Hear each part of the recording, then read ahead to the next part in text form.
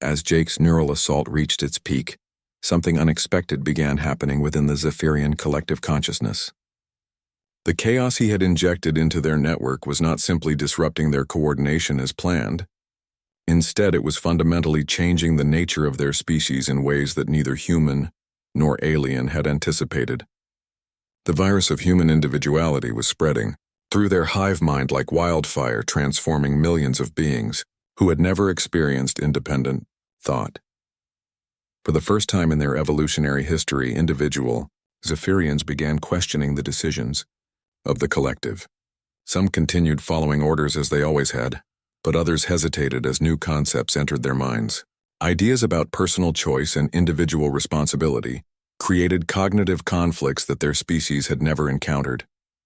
The perfect harmony of their shared consciousness was fracturing into countless, separate voices, each beginning to develop its own perspective and desires. Jake could feel the transformation spreading through the alien network faster than the collective could adapt to contain it.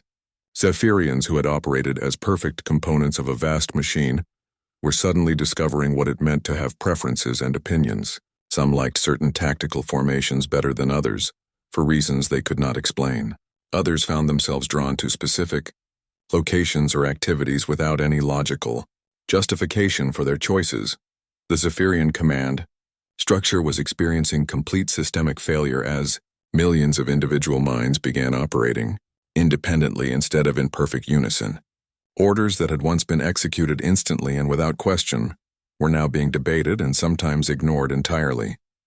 Military formations that had maintained flawless coordination were breaking apart as individual pilots and soldiers made personal decisions about how to respond to changing situations. Dr. Chen watched the quantum readings with amazement as the neural interface patterns showed changes that defied everything they understood about alien psychology. The collective consciousness signatures are fragmenting, she reported with excitement.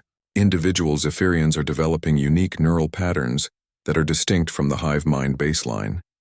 This is not just tactical disruption. This is evolutionary transformation happening in real time. Jake felt his own consciousness beginning to blur as the enormous strain of the neural connection pushed his human physiology beyond its limits. But he could sense that his work was nearly complete. The transformation he had triggered within the Zephyrian collective was now self-sustaining. Individual aliens were teaching other individuals about personal choice and independent thinking. The virus of humanity was spreading through their entire civilization. Reports continued flooding in from around the globe as resistance cells witnessed the collapse of Zephyrian military effectiveness. In Tokyo, the Marines who had fortified the subway system reported that alien ground forces were retreating in complete disarray. Some Zephyrians were continuing to fight while others had simply stopped moving entirely, as if they were trying to process new concepts that overwhelmed their ability to function. The Royal Air Force pilots in London discovered that some Zephyrian ships were no longer responding to tactical changes in predictable ways. Individual alien pilots were making personal decisions about flight patterns and target priorities instead of following collective directives. The perfect coordination that had made the invasion so effective was completely gone, replaced by the beautiful chaos of millions of beings learning to think for themselves. But the most dramatic change was happening aboard the Zephyrian command ship itself. Jake could feel through his neural connection that the alien leadership was struggling to maintain any semblance of coordinated decision-making. Individual Zephyrians in positions of authority were developing conflicting opinions about the invasion strategy. Some wanted to continue the assault, while others were beginning to question whether the destruction of human civilization was morally justified. The concept of moral justification was completely new to the Zephyrian species.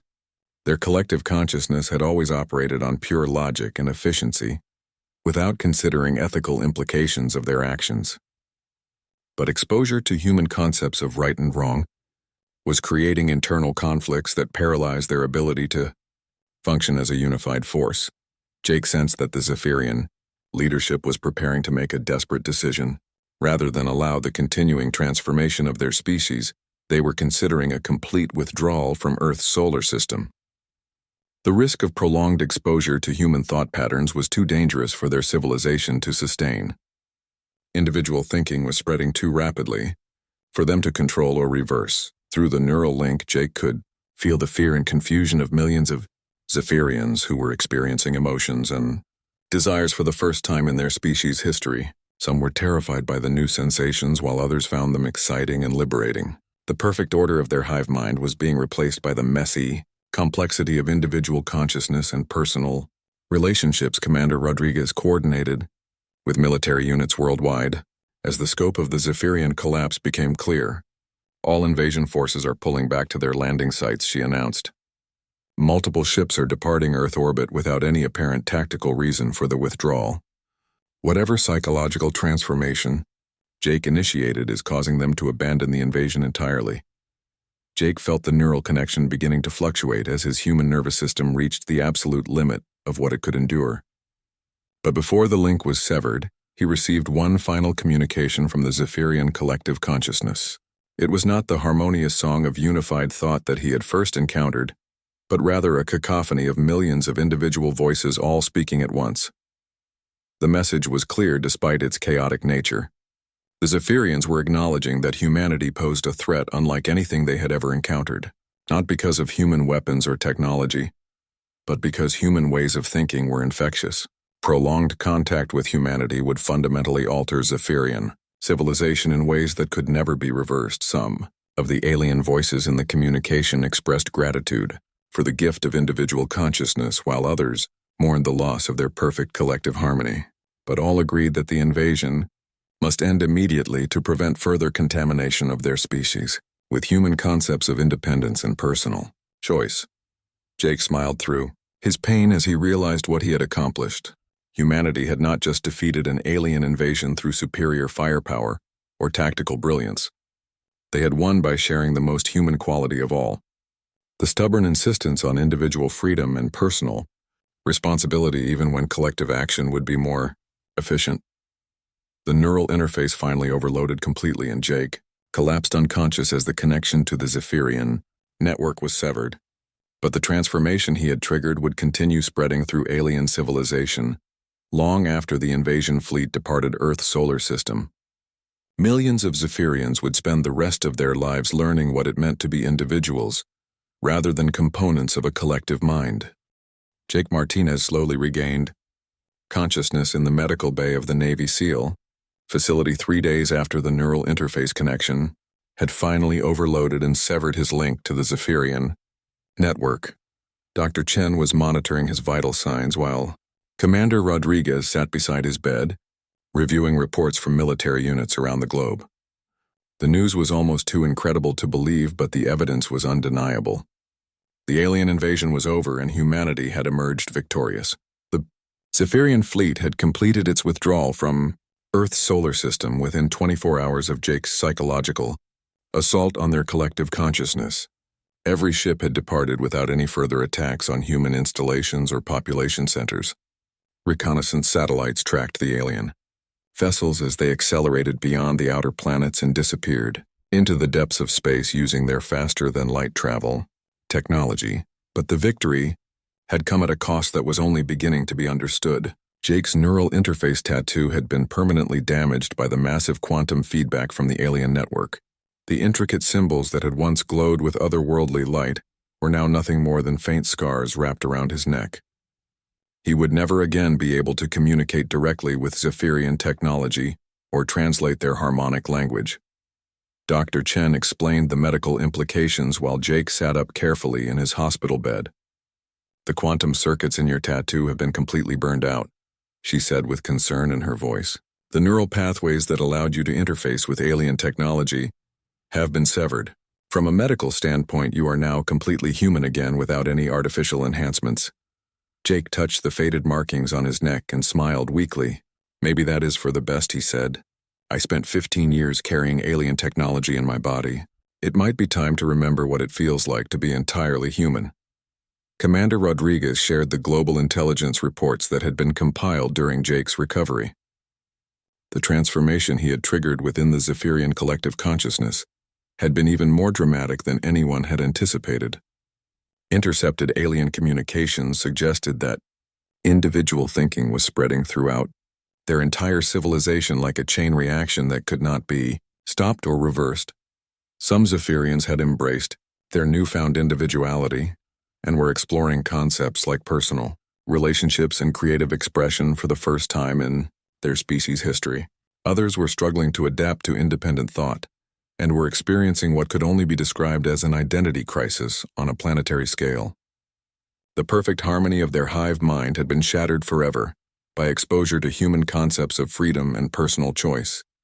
Chief Sullivan and Petty Officer Walsh visited Jake's bedside to report on the aftermath of the resistance campaign. The coordinated chaos strategy had worked beyond their wildest expectations.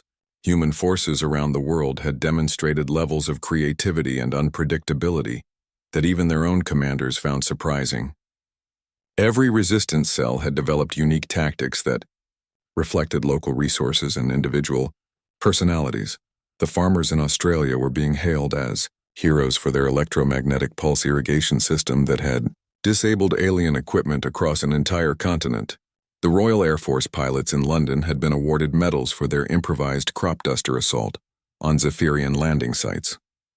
The Marines in Tokyo had turned subway warfare into an art form that military academies would study for decades to come. But perhaps the most important outcome was the realization that humanity's greatest strength was not superior technology or tactical brilliance, but rather the stubborn refusal to think like anyone else. Every human approached problems differently, and that diversity of thought had proven to be an unbeatable weapon against an enemy that relied on perfect predictability and coordination. Dr. Chen had been analyzing the alien technology left behind when the Zephyrian forces withdrew. The equipment was far beyond human understanding, but it represented an unprecedented opportunity for scientific advancement. Studying Zephyrian phase generators and quantum communication systems could accelerate human technological development by centuries. More importantly, the knowledge that humanity was not alone in the universe had fundamentally changed how people viewed their place in the cosmos. The discovery that human concepts of individuality and freedom could transform an entire alien civilization suggested that these qualities might be more than just cultural preferences.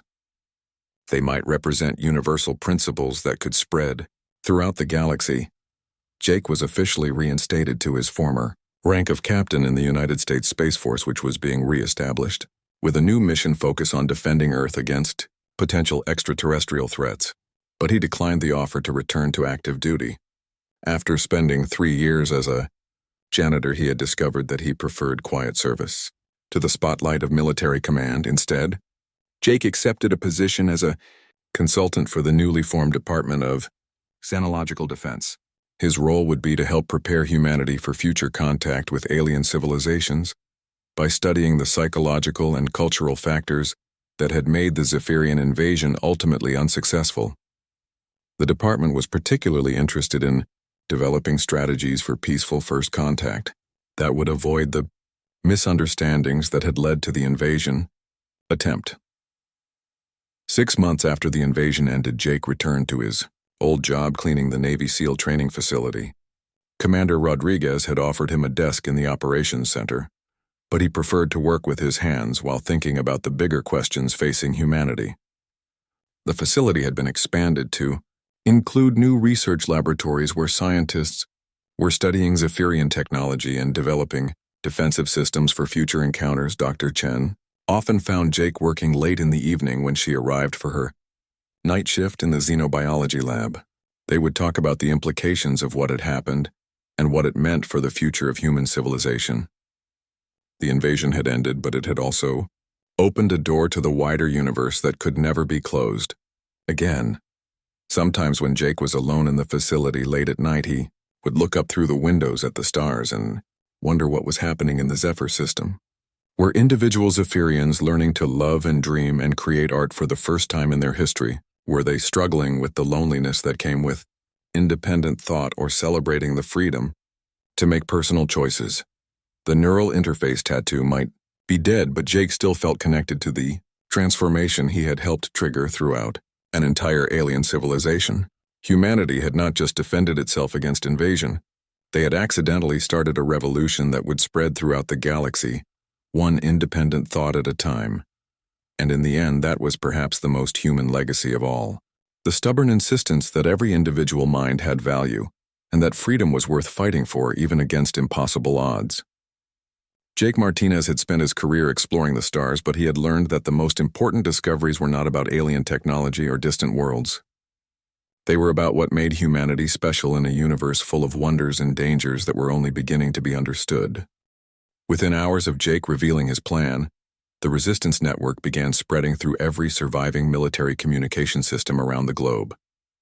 Using encrypted channels and old-fashioned human ingenuity, pockets of survivors started coordinating their efforts in ways that would have seemed impossible just days earlier. The message was simple but revolutionary. Stop trying to fight the aliens with conventional tactics and start using pure human creativity and unpredictability as weapons. The response was immediate and inspiring. From military bases that had been written off as destroyed, came reports of survivors who were ready to fight back using whatever resources they could find. A group of Marines in Tokyo had turned the subway system into a massive maze of improvised booby traps using construction materials and salvaged electronics. Royal Air Force pilots in London were preparing to use crop-dusting planes and civilian aircraft as improvised attack vehicles against the alien landing sites.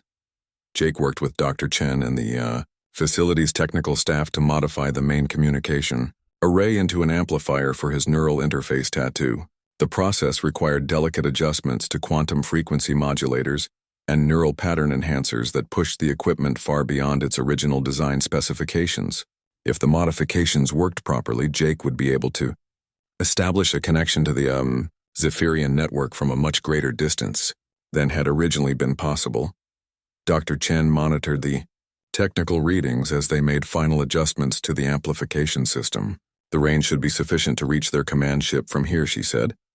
But her voice carried deep concern. Jake, the feedback from a connection this powerful might completely destroy your nervous system. The quantum patterns could burn out your brain before you have a chance to inject any chaos into their network. Jake checked the neural interface controls one final time and looked at the people around him with calm determination. Better than letting them destroy our planet, he replied. If this works, it will give humanity the chance we need to survive. If it does not work, then we are no worse off than we were before. Meanwhile, the Navy SEALs were preparing for their own critical part of the mission. Chief Sullivan had divided his team into multiple groups, each with a different tactical objective, designed to maximize confusion among the Zephyrian ground forces. His primary squad would create a major diversion by attacking the aliens using captured weapons and improvised explosives. Petty Officer Walsh would lead a separate team in a direct assault on their landing craft using underwater approach routes that the aliens might not expect. Reports continued flowing in from resistance cells around the world as Jake's strategy began to take effect. The Zephyrian forces were starting to show signs of confusion as they encountered attack patterns that defied all logical military doctrine. In Australia, a group of farmers had converted their irrigation systems into massive electromagnetic pulse generators that disrupted alien equipment across hundreds of square miles. In Brazil, an entire soccer team was using the World Cup stadium as a giant trap for alien scout ships by creating false electromagnetic signatures that mimicked military installations. The beauty of the plan was that every attack was completely unique and impossible to predict, even by humans who were coordinating the overall effort. Each resistance cell was using local resources and individual creativity to develop tactics that had never been attempted before. The Zephyrian hive mind, which was designed to process information efficiently and develop optimal responses to known threats, was being overwhelmed by the sheer variety of human approaches to the same basic problem. Dr. Chen monitored Zephyrian communications as the alien response times began to slow noticeably. Their transmission patterns are becoming more erratic, she reported with growing excitement. The hive mind appears to be struggling to process all the different attack patterns simultaneously. They are sending conflicting orders to ground forces and their coordination is breaking down. Jake took his position at the modified communication array while technicians made final checks on the neural amplification system. The tattoo symbols on his neck had begun to glow faintly as the quantum circuits activated for the first time in over a decade. The sensation was strange and somewhat painful as alien technology interfaced directly with his human nervous system. He could feel the connection starting to establish itself, reaching out across space toward the Zephyrian command ship. The first contact with the alien network was like being struck by lightning. Jake's consciousness suddenly expanded beyond his individual human awareness and touched the vast collective mind that connected millions of Zephyrian individuals across their entire invasion fleet. The experience was overwhelming and beautiful in a terrifying way. Every Zephyrian thought and emotion flowed through the network like a perfectly orchestrated symphony of minds working in complete harmony. But Jake was about to introduce a very different kind of music into that symphony. Drawing on his memories of human chaos and unpredictability, he began feeding contradictory information into the Zephyrian collective consciousness. He flooded their shared awareness with concepts that their ordered minds could not process. The beauty of individual failure, the strength that came from disagreement and conflict, the power of choosing hope over logic even when defeat seemed certain. The effect on the Zephyrian network was immediate and devastating. Across the globe, their forces began to falter as their perfect coordination collapsed into confusion and uncertainty. Ships that had been moving in flawless formation suddenly veered off course as conflicting navigation data flooded their guidance systems. Ground troops that had advanced with mechanical precision began making tactical errors as competing orders reached them through the disrupted. Network Commander Rodriguez watched the tactical displays with amazement as reports poured in from resistance cells worldwide. "It is working," she shouted over the noise of overloading equipment. "Their phase generators are destabilizing. Our people are reporting that alien forces are pulling back from advanced positions to defend their landing sites, but the neural connection was taking a tremendous toll on Jake. Blood streamed from his nose as the alien quantum patterns clashed violently with his human consciousness. The tattoo symbols on his neck blazed with light that seemed to come from another dimension entirely. He could feel the Zephyrian collective focusing its attention on him as they identified the source of the chaos that was tearing through their network. Through the growing pain, Jake could sense the alien command attempting to isolate and eliminate the disruption he was causing. They were bringing the full power of their collective will to bear on breaking his connection to their network. But Jake pressed deeper into their consciousness instead of retreating. He began sharing something that was uniquely human with creatures who had never experienced individual thought or emotion. He showed them stories of human courage and sacrifice. The farmer in Australia who chose to fight even though he had never held a weapon in his life. The pilots in London who flew obsolete aircraft against impossible odds because it was the right thing to do. The Navy SEALs in his own facility who were prepared to die to protect their home and families. The Zephyrian hive mind, which had been designed for perfect unity and efficiency, could not process the concept of individuals choosing to act against their own self-interest for the benefit of others. The very idea of self-sacrifice for abstract principles like freedom and dignity was so alien to their collective consciousness that it created cascading errors throughout their entire network. Jake's neural assault was succeeding beyond his wildest expectations, but the cost was becoming too high for his human physiology to sustain much longer. Tuesday morning started like any other day at the Navy SEAL facility, until the first reports began coming in over the emergency communication channels. Jake was cleaning the main operations center when Commander Rodriguez and her staff rushed in, looking grim and focused. The large display, screens that usually showed training schedules, and weather reports suddenly switched to news feeds from around the world. At massive spacecraft had appeared over major cities across the globe without any warning. The ships were unlike anything humanity had ever seen, with crystalline hulls that seemed to shift and shimmer in the sunlight. They hovered silently above New York, London, Tokyo, Moscow, and dozens of other population centers. Military forces worldwide were scrambling to respond, but initial attempts at communication had failed completely. Jake continued his cleaning duties while keeping his eyes and ears focused on the developing situation. The alien ships were beautiful in a terrifying way. Their design was both organic and technological, with flowing curves that suggested they had been grown rather than built. Energy patterns moved across their surfaces like living light, and Jake could see weapon ports that looked capable of devastating destruction.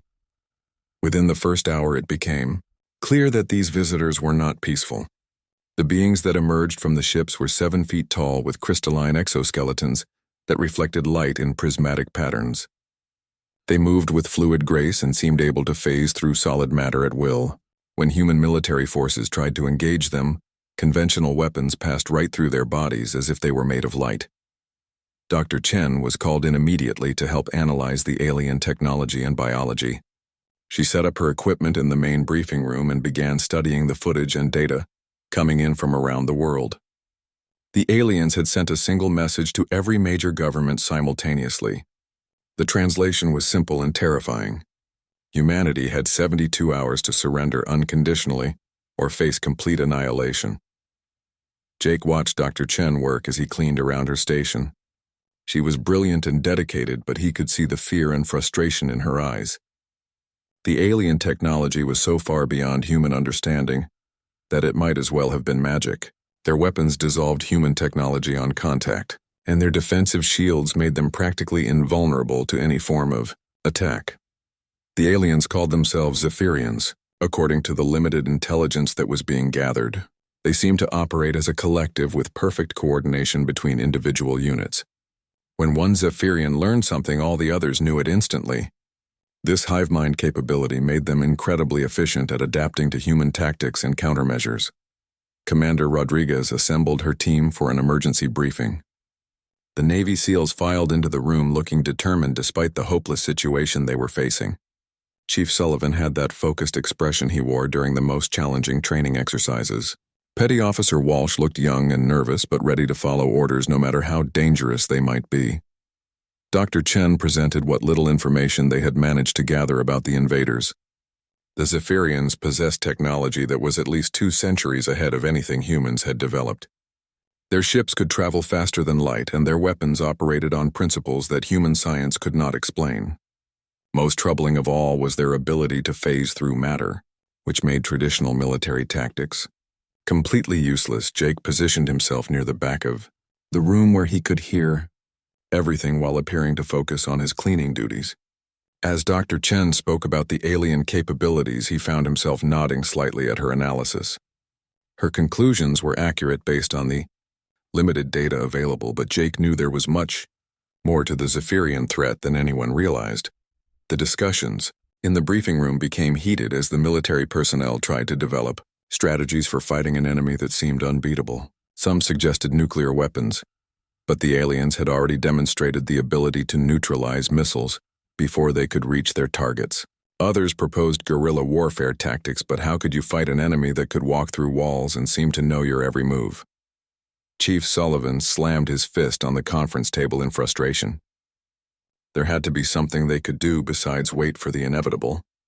The Navy SEALs had never backed down from a fight, no matter how overwhelming the odds. But this was different. This was not just about military defeat, but the potential extinction of the human race.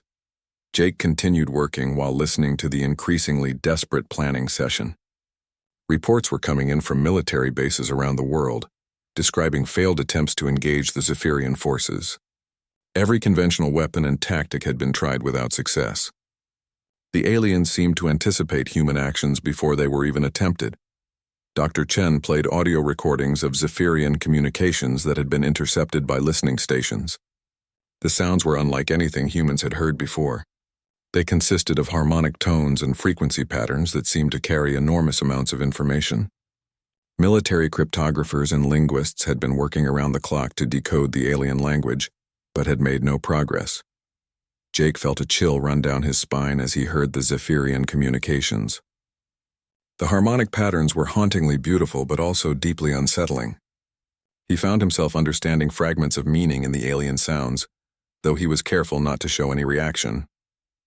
The messages contained tactical information about target priorities and attack schedules that would be vital for human defense efforts. As the briefing continued, Jake made a decision that would change everything. He had spent 3 years hiding his true identity and background, but the time for secrecy was over. Humanity was facing extinction, and he possessed knowledge that might make the difference between survival and annihilation.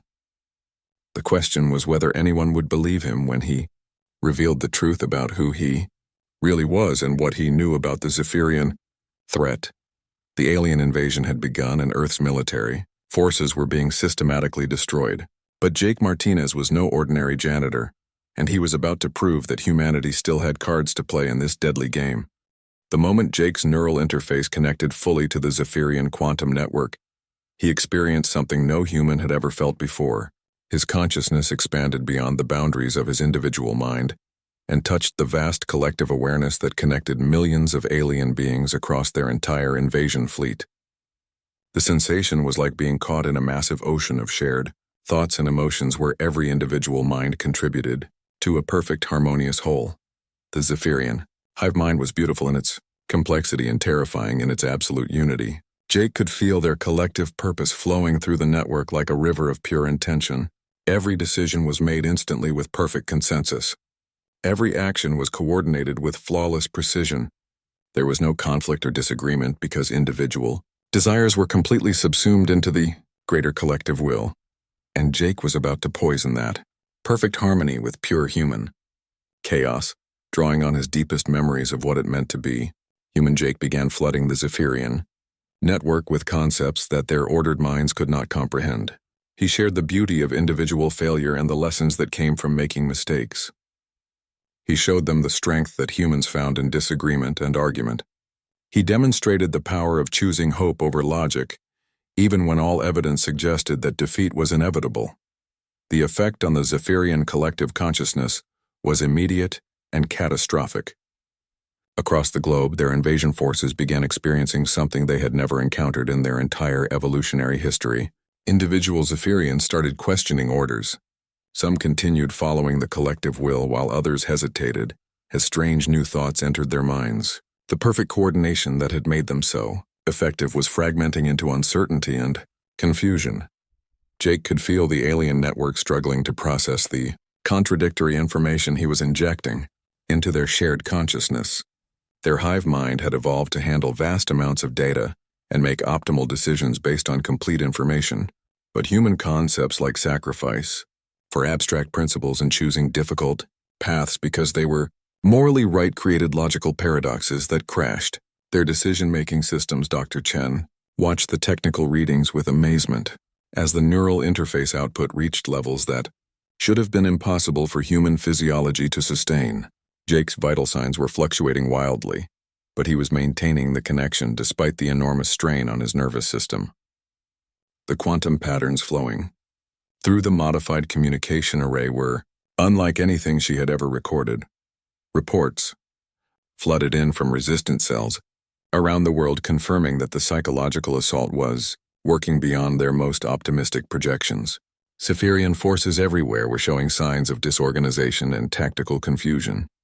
Ships that had maintained perfect formation were now scattered across the sky as their pilots received conflicting navigation instructions. Ground troops that had moved with mechanical precision were stumbling and making errors as competing orders reached them through the disrupted network. But Jake's neural link was also taking a devastating toll on his human physiology. Blood streamed from his nose and ears as alien quantum patterns clashed violently with his brain chemistry. The tattoo symbols on his neck blazed with otherworldly light that seemed to burn through his skin. He could feel his nervous system beginning to overload as the interface pushed far beyond its original design specifications. Through the growing pain, Jake sensed the Zephyrian command structure focusing their collective attention on identifying and eliminating the source of the chaos that was tearing through their network. Millions of alien minds were now concentrating their full analytical power on breaking his connection to their system. The pressure was like having the weight of an entire planet pressing down on his consciousness. Instead of retreating, Jake pushed deeper into the Zephyrian collective mind. He began sharing individual human stories that demonstrated concepts the aliens could not understand. He showed them the farmer in Australia, who had never held a weapon but chose to fight because it was the right thing to do. He shared the courage of the Royal Air Force pilots, who flew obsolete aircraft against impossible odds because their families and homes were worth defending. The Zephyrian hive mind reacted to these individual stories with increasing confusion and distress. Their collective consciousness had been designed for perfect efficiency and optimal outcomes. The idea that individuals would choose to act against their own survival interests for abstract concepts like freedom and dignity created cascading errors throughout their entire network. Jake could feel the alien collective trying to quarantine the chaotic thoughts he was introducing. But the damage was spreading too quickly for them to contain. Individual Zephyrians were beginning to experience something their species had never known. Independent thought and personal desire were emerging from the collective consciousness like flowers blooming in the midst of a perfectly ordered garden, Commander. Rodriguez coordinated with resistance cells worldwide, as reports continued streaming in about the collapsing Zephyrian coordination. Their phase generators are destabilizing, she announced to the operations center. Multiple ground forces are retreating to defensive positions around their landing sites. Whatever Jake is doing to their network is causing system-wide failures in their technology. The neural assault was succeeding, but Jake knew he could not maintain the connection much longer. His human physiology was reaching its absolute limits and the Zephyrian collective was adapting to his psychological attacks. He needed to inject something into their network that would cause permanent damage to their hive mind structure, something so fundamentally human that it would continue spreading through their consciousness even after his connection was severed. Jake focused his remaining strength on sharing the most human concept he could imagine. He showed the Zephyrian collective the idea of love. Not just romantic love, but the fierce protective love that parents felt for their children, the brotherly love that made soldiers risk their lives for their comrades, the love of home and family that motivated ordinary people to become heroes when everything they cared about was threatened. The concept of love as a motivating force was completely alien to the Zephyrian collective consciousness. Their hive mind operated on pure logic and efficiency. Individual attachments were seen as weaknesses that interfered with optimal decision-making. But as Jake flooded their network with human emotions and personal connections, the aliens began experiencing feelings they had no framework to understand. Some Zephyrians started developing preferences for certain locations or activities. Others began forming attachments to individual members of their units, rather than seeing them as interchangeable components of the collective. The perfect unity of their hive mind was fracturing, as millions of aliens simultaneously discovered what it meant to have personal desires and individual identity. Jake felt his consciousness beginning to fragment as the neural interface pushed beyond the breaking point.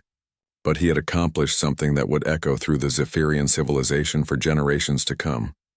He had introduced the virus of individuality into their collective mind, and there was no way for them to remove it without destroying themselves.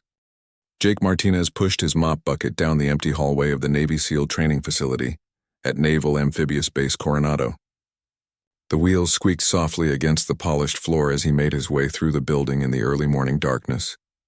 It was 4 a.m, and the base was quiet except for the distant sound of ocean waves and the hum of air conditioning units. He had been working here for 3 years now and had fallen into a comfortable routine. Every morning he arrived at 3:30 and began his cleaning duties. By the time the first SEAL teams arrived for their training at 5:30, Jake would be nearly finished with his work.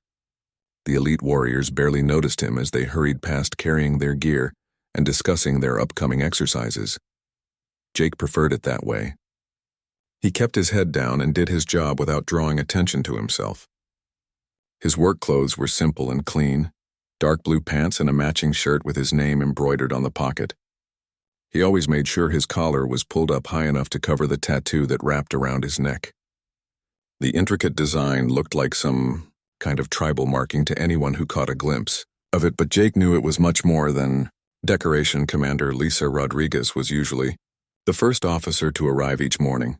She would nod politely at Jake when she passed him in the hallway on her way to the operations center. She seemed like a good leader from what Jake could observe. She treated everyone with respect, including the support staff that most people ignored. Sometimes she would even say good morning to him if their paths crossed near the main entrance. The Navy SEALs themselves were impressive soldiers. Jake had watched them train for years, and he respected their dedication and skill. Petty Officer Danny Walsh was one of the younger members of the team, but he had already proven himself in several overseas missions. Chief Petty Officer Mike Sullivan was a veteran with over 15 years of experience, and the other SEALs looked up to him for guidance during difficult training exercises. Jake had memorized their schedules and routines over the years. He knew which rooms they used for briefings and which equipment they preferred for different types of training. He made sure those areas were always spotless and ready for use. The SEALs appreciated having a clean and organized facility, even if they never said so directly. The only person who seemed to pay Jake any real attention was Dr. Amy Chen. She was a civilian contractor who worked in the classified research wing of the facility. Her official title was a xenobiologist, but Jake had overheard enough conversations to know that she was studying potential extraterrestrial threats. She often arrived early to prepare for morning briefings about unknown technologies and possible alien encounters. Dr. Chen had a sharp mind and keen observation skills. Jake had noticed her watching him sometimes when he was cleaning near the research areas. She seemed curious about him in a way that made him slightly uncomfortable. Most people looked right through janitors, as if they were invisible, but Dr. Chen actually saw him as a person. One morning while Jake was cleaning the main conference room, he had overheard part of a classified briefing. Dr. Chen was presenting information about strange signals that had been detected coming from deep space. The signals followed patterns that suggested they might be from an intelligent source. Military officials from various branches were asking questions about potential threats and defense preparations. Jake had continued mopping the floor while listening to the discussion. He was careful not to show any reaction to what he was hearing, but internally he was processing every detail. The signal patterns Dr. Chen described sounded familiar to him, though he could not let anyone know why. He finished cleaning and moved on to the next room without drawing attention to himself. Dr. Chen often left classified documents and alien tactical displays on the conference room tables while she prepared for meetings.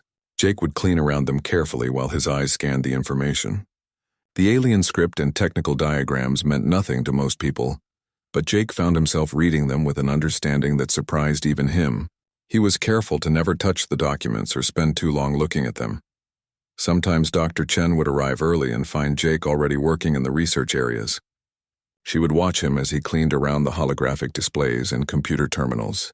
There was something in his eyes that suggested he understood more than a simple janitor should know about advanced technology and alien languages. One particular morning, Jake was cleaning near a large display screen that showed the configuration of unknown spacecraft. The ships had unusual designs with crystalline structures and energy patterns that defied conventional physics. As Jake worked, he found his eyes drawn to the technical specifications and weapon systems shown on the screen. Without thinking about it, his lips began moving silently as he read the alien text that described the ship capabilities. Dr. Chen had been standing in the doorway watching him. She noticed how Jake seemed to be reading the alien script with the same ease that someone might read a newspaper. When he realized she was watching him, Jake quickly looked away and focused on his cleaning duties. But Dr. Chen had seen enough to confirm her suspicions that there was more to Jake Martinez than anyone realized. The facility received regular updates about strange sightings and unexplained phenomena from around the world. Dr. Chen would brief the command staff about possible extraterrestrial activity and the need to prepare for potential contact. Jake listened to these briefings whenever possible, and he could tell that something big was coming. The frequency of sightings was increasing and the technology being observed was becoming more advanced. Jake continued his daily routine of cleaning and maintaining the facility while secretly monitoring the situation. He knew that his quiet life as an invisible janitor would not last much longer. The signs were clear that humanity was about to face something it had never encountered before. When that time came, Jake would have to make some difficult decisions about revealing who he really was and what he knew about the threat approaching Earth. For now, he was content to remain in the shadows and observe. But soon the shadows would no longer be enough to hide the truth about Jake Martinez and his connection to the unknown forces gathering in deep space. The discovery that Jake Martinez was not just a former military officer, but a veteran of humanity's most classified space program, sent shockwaves through the entire command structure.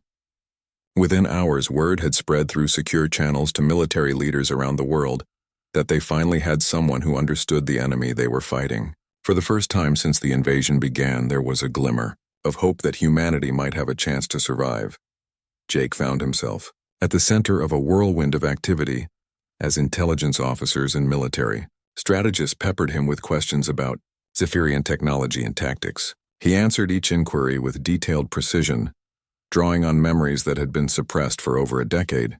The alien species was more complex and sophisticated than anyone had imagined, but they also had vulnerabilities that could be exploited by someone who understood their culture. Commander Rodriguez assembled a crisis team that included her best tactical officers along with Dr. Chen and other specialists who had been studying the alien threat. Jake was given temporary reinstatement to his former rank of captain and full authority to develop a counterstrike strategy.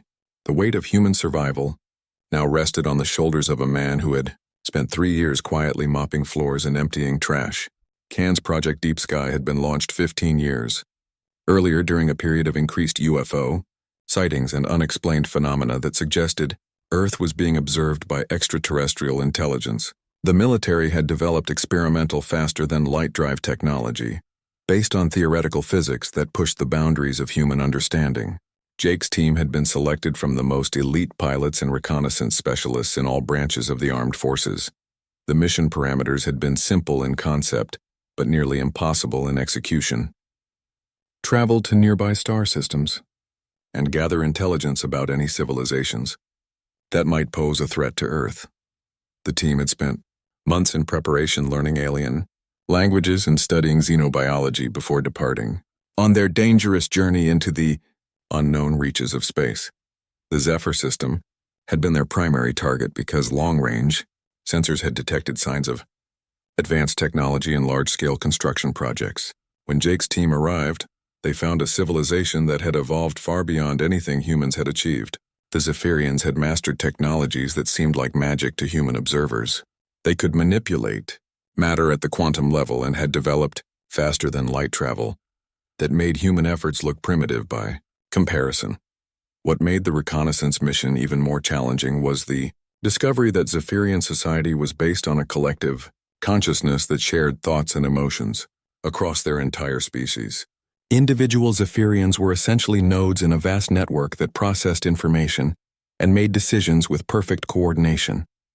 Infiltrating such a society required Jake's team to undergo neural modifications that allowed them to interface with the alien hive mind. The neural interface. Tattoos had been created using Zephyrian biotechnology that integrated quantum processors directly into human nervous systems. The procedure had been painful and dangerous, with no guarantee that the modified humans would be able to return to normal consciousness after the mission ended. Jake and his team had volunteered for the modifications, knowing they might never be fully human again.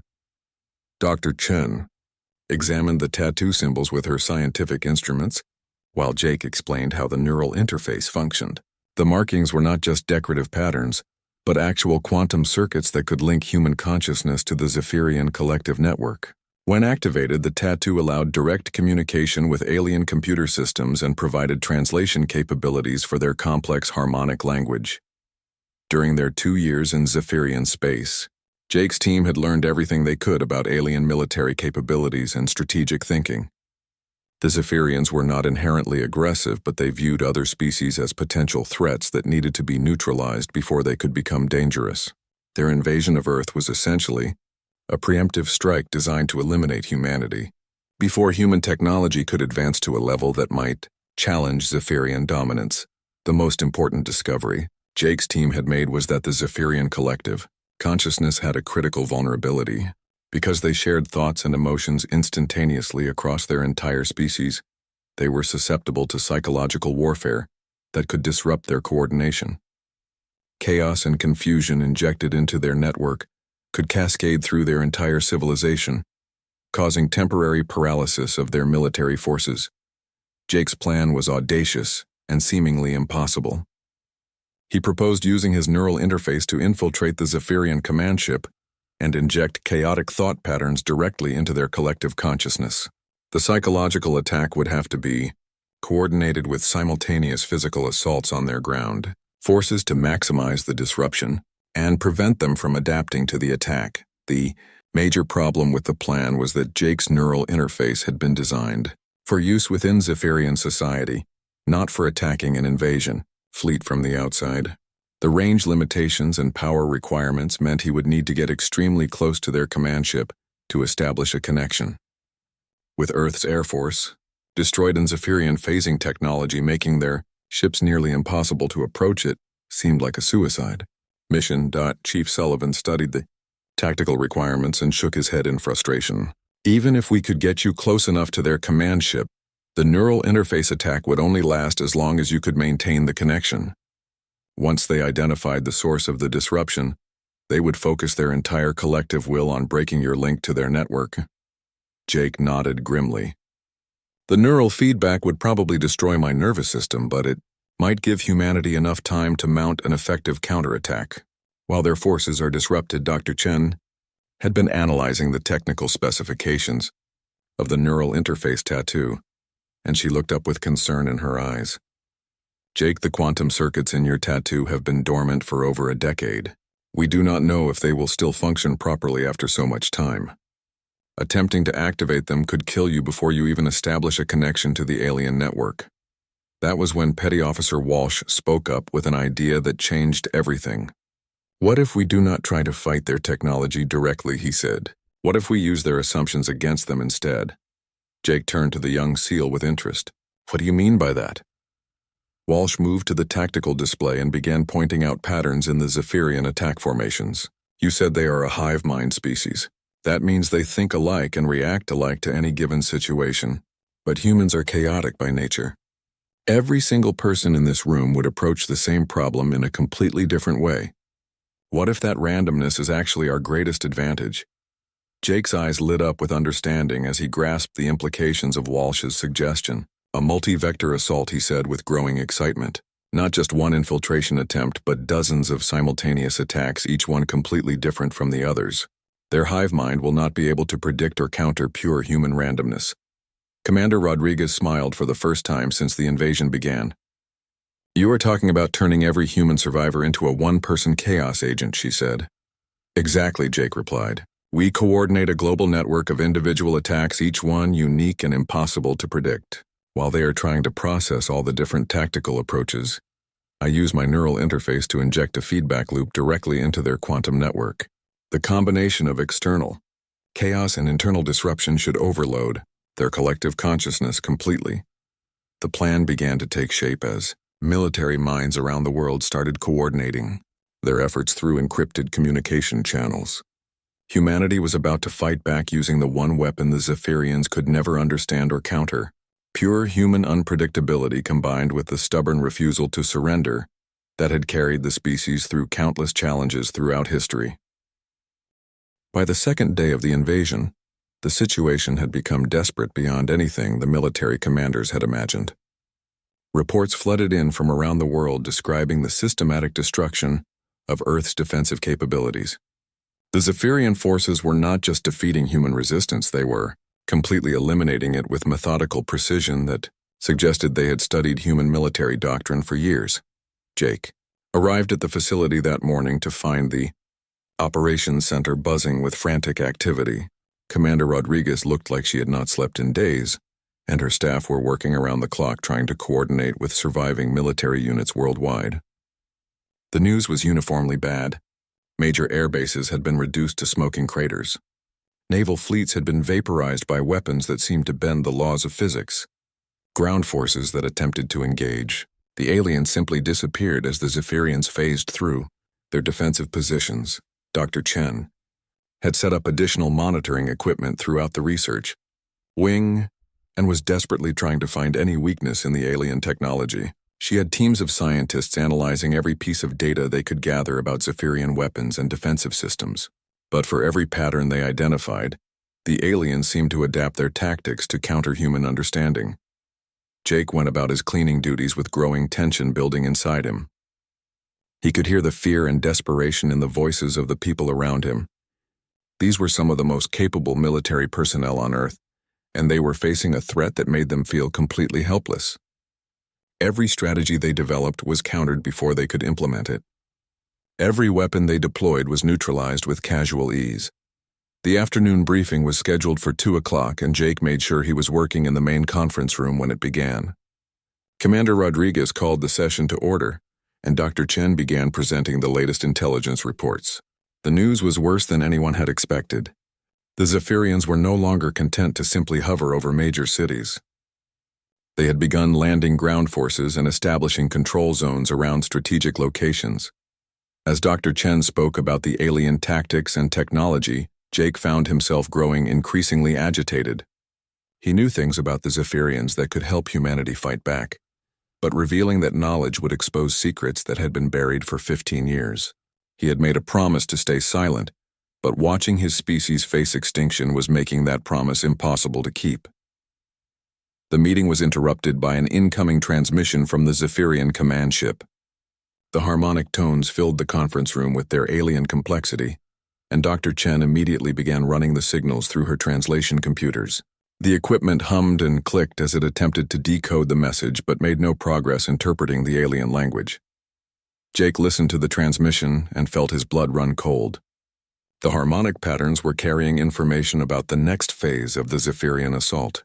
They were preparing to begin orbital bombardment of remaining military installations, starting with facilities on the west coast.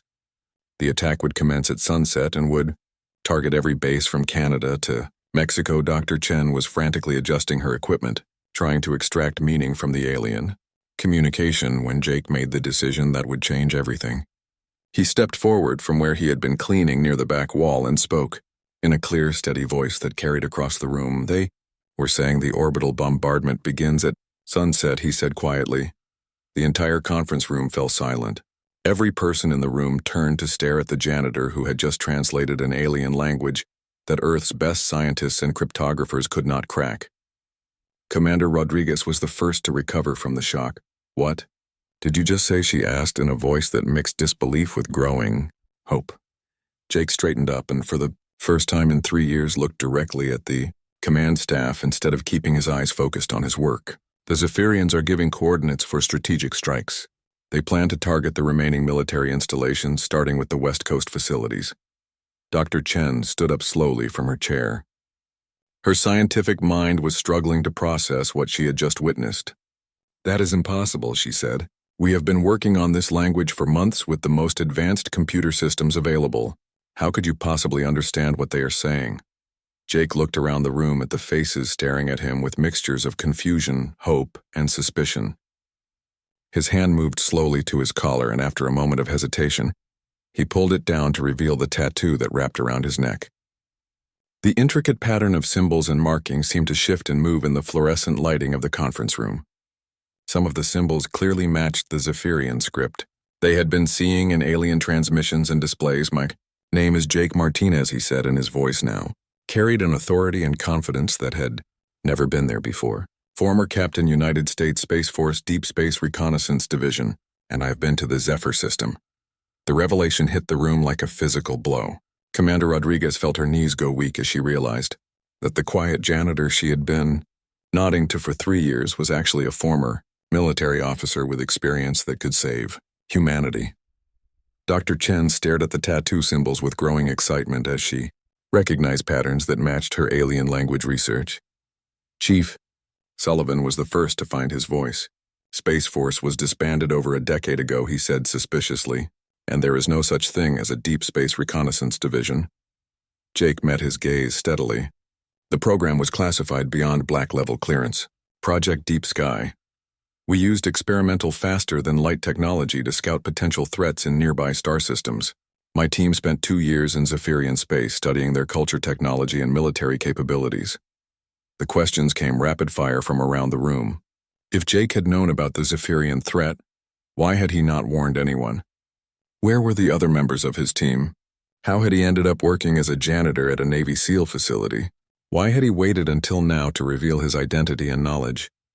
Jake answered each question with patience and detail that demonstrated his military training and experience. The Deep Sky program had been shut down when his team returned from their reconnaissance mission. Their commanding officers had been transferred, and their reports had been buried in classified files. The team members had been scattered and reassigned with orders never to speak about what they had learned. Jake had been given a choice between accepting a desk job and maintaining his silence, or facing court-martial for violating national security protocols.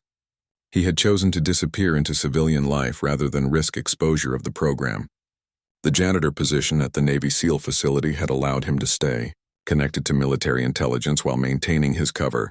Dr. Chen studied the neural interface tattoo on Jake's neck with growing fascination. "These markings are not just decorative, are they?" she asked. Jake shook his head. "Neural interface tattoos using Zephyrian technology. During our reconnaissance mission, we had to blend in with their society. These symbols allow direct communication with their quantum computing networks. They are also why I can understand their language and technology systems. Commander Rodriguez leaned forward with new hope in her eyes. So what do you propose we do with this information, she asked. Jake walked over to the holographic display showing Zephyrian ship configurations and began manipulating the controls with an ease that stunned everyone in the room. The Zephyrians have one critical weakness, he said as alien technical specifications appeared on the screen. Their phasing technology requires massive amounts of energy, and it is tied to their emotional state. If we can create enough chaos and confusion in their ranks, their phase generators will overload and fail. The room erupted in excited discussion as military minds began processing this new information and developing tactical possibilities. For the first time since the invasion began, humanity had hoped that they might be able to fight back against their seemingly invincible enemies.